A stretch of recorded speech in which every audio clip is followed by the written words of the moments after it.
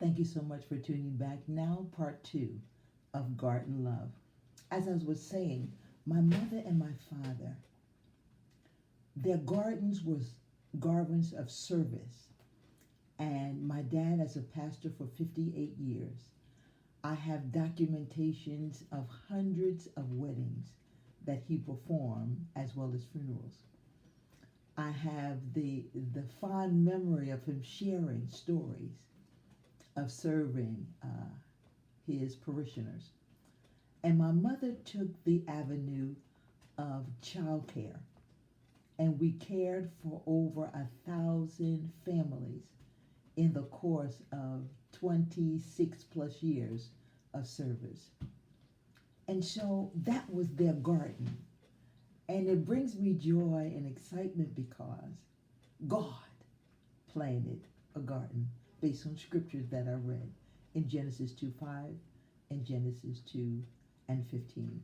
And so Genesis 2:8 and Genesis 2:15.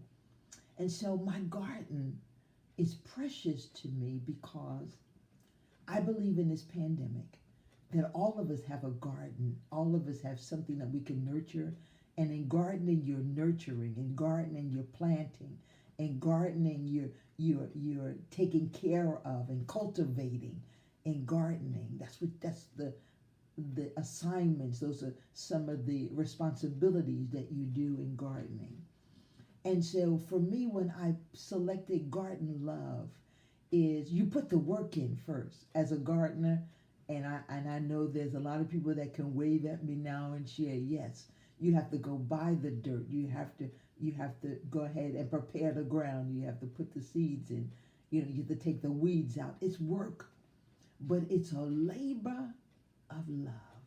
So Garden Love is ministry. It's a life that is work, but it's a garden, a labor of love.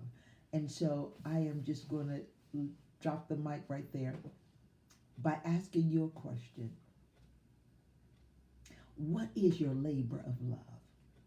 What is your garden that during this pandemic, that it is wise that we don't commingle in large group during this pandemic when it's for your benefit to be health conscious and doing what's right? In this season, what is your garden? What can you do that you can nurture and that it will take form and shape and grow and develop its own personality? Because it's a precursor.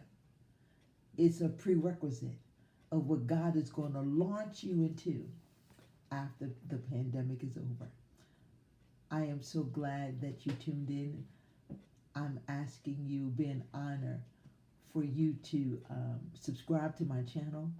I am going to continue to bring you the best programming to the glory of God. Peace and blessings to you and your family. That is my prayer. God bless you.